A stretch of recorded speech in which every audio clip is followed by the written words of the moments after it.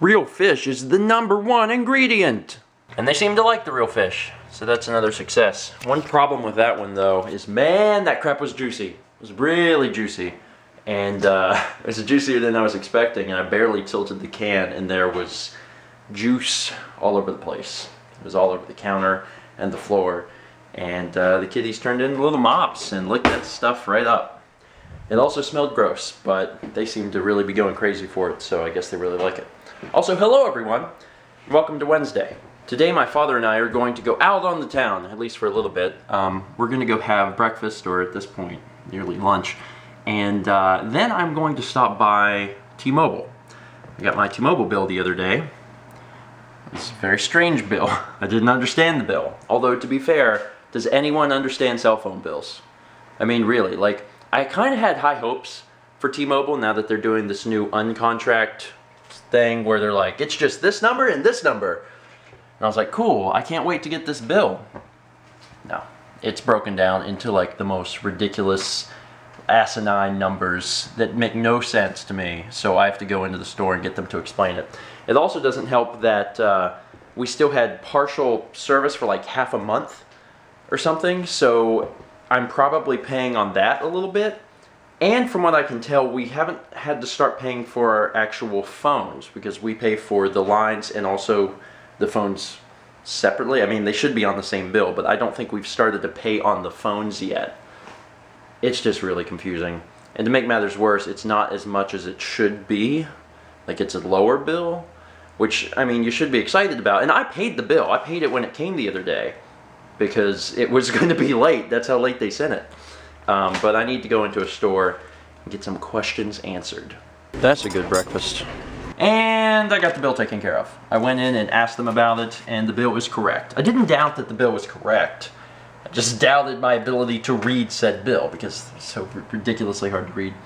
He said that the reason it was both higher and lower, because it's higher than our monthly bill should be, but lower than the cost included of the phones, is that we haven't started paying for the phones yet. Apparently that starts next month. And that this first month, you have to pay the prorated amount of the time that you used in addition to the next month. Does that make sense? So our bill is one number, which would be paying for the month of May. But we got our phones in like the middle of April. So we had to pay that little middle of April plus May. I don't know why I didn't think of that, but I didn't. So that's why our bill is higher, and we haven't had to pay for the phones yet, which is why it's lower. But next month our bill should be normal. You know, it's funny, and actually really freaking sad.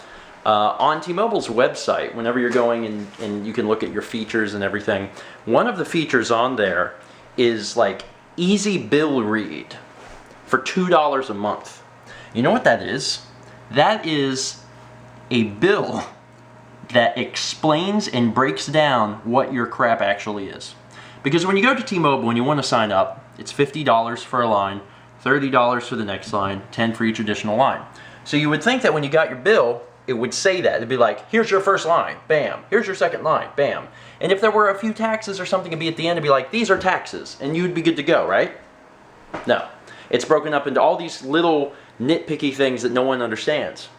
If you pay $2 a month, they'll probably give it to you the way you want it. The sad thing is, T-Mobile is not the only company that does this.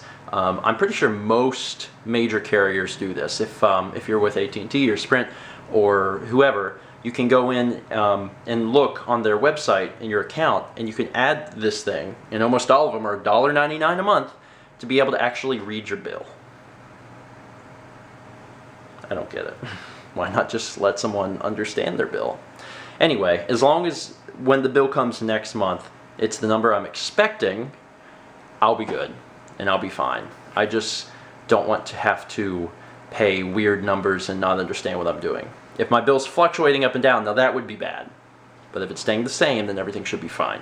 Anyway, that's all I'm going to talk about for today. Discuss your hatred for cell phone bills down below. Or maybe you have the $2 a month thing where it's easy to read. Or maybe there's a carrier out there that does that for free, which would be amazing. Discuss all that below. And as always, let's meet back tomorrow, shall we?